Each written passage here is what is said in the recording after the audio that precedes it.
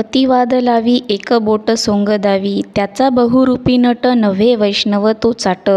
प्रतिपादी वाळी एक पूजी एका छळी, तुका म्हणे नाही भूतदया ज्याचे ठाई. काही लोक कपाळाला गोपीचंदन लावतात आणि ते स्वतः वैष्णव आहेत असे सोंग आणत असतात. कोणीही कपाळाला चंदन किंवा टिका लावल्याने वैष्णव होत नाही किंवा संत होत नाहीत. त्यांचा वेश हा बहुरूपी नटाप्रमाणे असतो, कारण तो खरा वैष्णव नसून खोटारडा असतो. तो फक्त एक आव आणत असतो की मी खरा वैष्णव आहे किंवा मी खरा भक्त आहे. तो एकाची स्तुती करतो, एकाला चांगलं म्हणतो तर दुसऱ्याचा तिरस्कार करतो, एकाची पूजा करतो तर दुसऱ्याला छळतो.